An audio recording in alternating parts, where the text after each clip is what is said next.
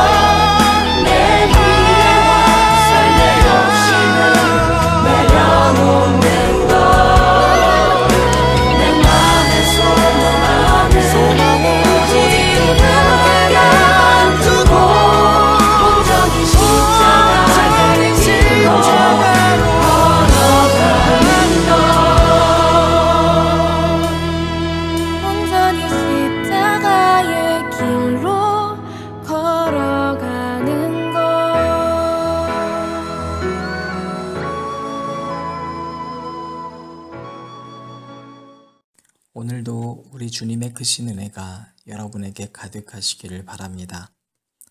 창세기 18장에서 아브라함에게 하나님께서 나타나십니다. 그리고 하나님께서는 소돔과 고모라의 죄악이 너무나 무거워져서 내가 이제 내려가서 봐야 하겠다는 말씀을 하십니다. 하나님께서 이미 바벨탑 사건 때도 이와 동일한 말씀을 하셨는데 내가 직접 내려가 봐야 되겠다라는 의미에는 심판하겠다는 의미가 있는 겁니다. 그런데 늘 순종의 삶을 살아왔던 아브라함이 하나님에게 안 된다는 겁니다. 50명이 있어도 하나님께서 멸하시겠냐? 아브라함에게 왜 이런 안타까움이 있었을까요? 하나님께서는 아브라함의 이러한 요구를 들으시고 내 50명의 의인이 있으면 멸하지 않겠다. 그러니까 아브라함은 오케이를 하는 것이 아닙니다. 이 말을 듣더니 오히려 하나님과 거래를 하기 시작합니다. 무슨 거래냐면 45명의 의인이 있으면 어쩌시겠냐는 겁니다. 그리고 그때부터 계속해서 숫자를 줄여서 하나님, 그러면 10명만 있으면 어쩌시렵니까? 라고 하나님께 요구를 합니다. 왜 아브라함이 이렇게 안타까운 마음을 가졌을까요? 창세기 13장에 보면 아브라함이 조카 롯과 네겝으로 올라가는 장면이 나옵니다. 그런데 이 롯은 하란에서 하나님께서 아브라함에게 너는 일어나서 내가 내게 지시한 땅으로 가라 할 때 아브라함의 말을 듣고 두말 없이 따라간 사람이거든요. 그러니까 사실 이 둘의 관계는 우리가 너무나 친밀한 관계라는 것을 충분히 유추할 수 있는 관계입니다. 그냥 아브라함만 보고 따라간 거예요. 그만큼 아브라함을 따랐고 또 아브라함도 그만큼 조카를 사랑했습니다. 그런데 가다 보니까 이렇게 사랑하는 둘의 관계가 조금씩 어떤 이슈들 때문에 틀어지기 시작을 합니다. 롯과 아브라함의 목자들이 서로 다투는 일이 생긴 거예요. 그때 아브라함이 롯에게 얘야, 우리가 왜 우리의 종들이 서로 다투게 하겠느냐? 그러니까 이제 네가 먼저 땅을 선택해라. 네가 좌하면 내가 우하고 네가 우하면 내가 좌한다 그러거든요. 우리는 이 짧은 대화를 통해서도 또 아브라함이 얼만큼 롯을 사랑하는지를 또 알게 되는 거예요. 아브라함에게는 이 조카의 존재는 어떤 재산과도 비교할 수 없는 존재인 거예요. 조카 롯이 선택한 곳이 바로 소돔과 고모라였습니다. 그리고 그 지역은 요단 온 지역이었습니다.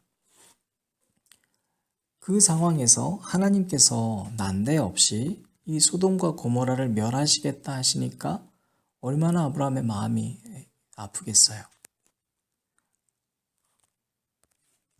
아브라함에게는 바로 이런 안타까움이 있는 겁니다. 자, 그런데 하나님께서 그곳을 멸한다 해서 아브라함에겐 이런 의문이 드는 겁니다. 그곳에 의인이 있으면 어떻게 하시려고요? 50명이라면 어떻게 하시겠습니까? 하나님께서 만약에 멸하시지 않겠다 그러면 괜찮은데 하나님이 그래도 내가 상관없다. 50명만 있으면 내가 멸하지 않겠다. 이 말은 무슨 말이냐면 그 안에 의인이 이미 없다는 겁니다. 그래서 아브라함은 줄이는 겁니다. 45명은요. 계속 줄여서 10명까지 갔는데도 하나님이 10명만 있어도 내가 멸하지 않겠다. 이 말은 내가 내려가서 의인이 있나 없나 한번 살펴봐야 되겠다. 이 얘기가 아닙니다. 이미 의인은 없다는 거거든요. 즉 이미 롯은 욕심의 사람이 된 겁니다. 그 증거로 창세기 19장에서 이 롯의 상태가 나타납니다. 천사들을 만나서 롯이 대접을 하는데 문 밖에 소돔 사람들이 그 천사들을 범하겠다고 찾아왔습니다. 그러니까 그 정도로 이미 성적으로 문란한 사람들이 그 롯의 지인들이었던 거예요. 자, 하나님의 사자들이 그 손님으로 왔는데 그 지역에 있는 사람들은 천사인지를 전혀 알아보지 못하죠. 그 사람들을 롯이 물러가게 한 것이 아니라 자기의 소중한 두 딸을 내어주겠다고 얘기합니다. 철저히 롯은 정의로움도 사랑도 무너진 상태입니다. 롯의 말로는 그 누구도 설득당하지 않는 상태입니다. 결국 하나님께서는 마지막 기회를 주어서 소알로 들어가기는 하지만 거기서도 롯은 두 딸과 술 마시고 동침하거든요. 그들의 후손이 누가 됐는가? 바로 모압과 암몬의 후손들이었습니다. 대표적으로 성경에서 말하는 우상을 숭배하고 이방 민족의 대표적인 민족이 된 것이죠. 자, 그러면 여러분, 우리가 돌이켜보면 하나님께서 소돔과 고모라를 멸하시겠다라고 한 이미 그때 아브라함 마음에 안타까움이 있었지만 하나님께서는 모든 것을 알고 계셨고 이미 이유가 있었던 거예요. 오늘 본문 말씀을 보면 1절부터 하나님께서 땅을 황폐하게 하겠다 경고를 하세요. 그 이유가 뭡니까? 그 이유는 에스겔 14장 23절에 나옵니다. 너희가 그 행동과 소행을 볼 때에 그들에 의해 위로를 받고 내가 예루살렘에서 행한 모든 일이 이유 없이 한 것이 아닌 줄을 알리라. 주 여호와의 말씀이니라. 하나님께서는 단 한 가지도 이유 없이 행한 것이 없다는 것입니다. 왜냐하면 하나님은 모든 것을 알고 계시기 때문입니다. 사랑하는 안전자리 기도회를 들으시는 여러분, 지금 이 땅에서 일어나는 모든 일을 우리가 아는 상식과 지식으로는 절대로 평가할 수 없습니다. 그 말은 다시 말해서 지금 일어나고 있는 일을 가지고 하나님을 함부로 평가할 수는 없다는 겁니다. 우리가 할 수 있는 유일한 것이 있다면 뭔가, 여러분, 우리는 복음을 전하고 사람을 사랑하는 일이 우리가 해야 되는 일입니다. 세상 어떤 것도 이유 없는 일이 없다면 우리에게 하나님께서 너 때문에 너의 집이 구원받아야 할 이유가 타당한 사람이 되라는 소명의식이 있어야 합니다. 저와 여러분이 섬기는 교회와 여러분의 가정 그리고 일터가 여러분 한 사람 때문에 구원받아 마땅하다는 소리를 듣기를 살아계신 예수 그리스도의 이름으로 축복합니다.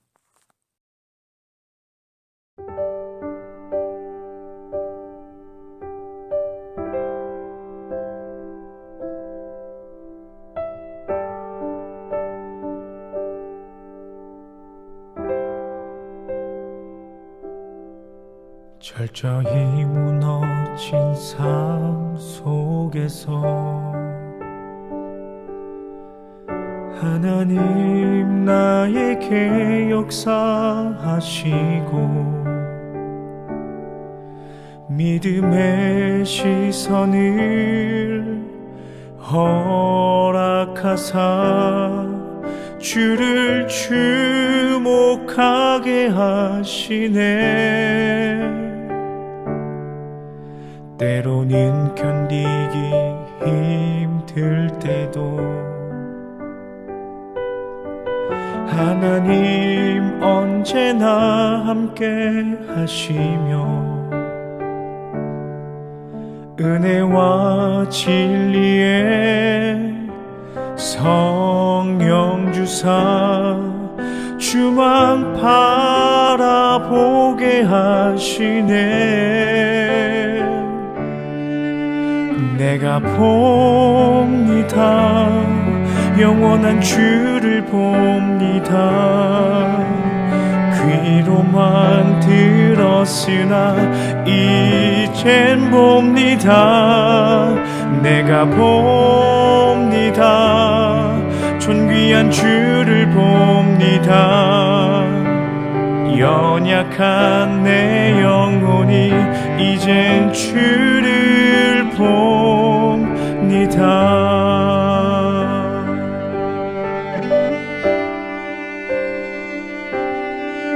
철저히 무너진 삶 속에서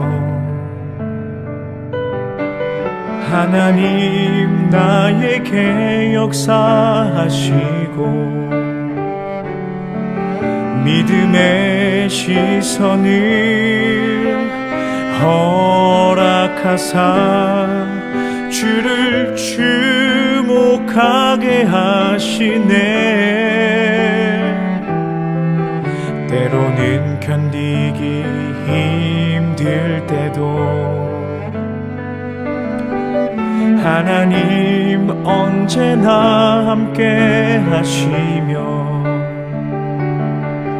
은혜와 진리의 성령 주사 주만 바라보게 하시네. 내가 봅니다. 영원한 주를 봅니다. 귀로만 들었으나 이젠 봅니다. 내가 봅니다. 존귀한 주를 봅니다. 연약한 내 영혼이 이젠 주를 봅니다.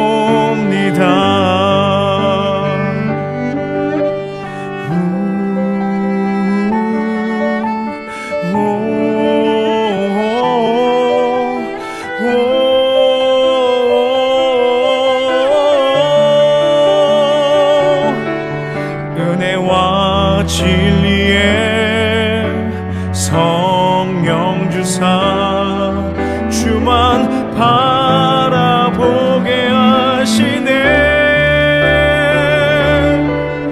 내가 봅니다.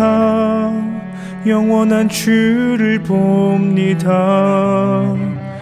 귀로만 들었으나 이젠 봅니다. 내가 봅니다. 존귀한 주를 봅니다.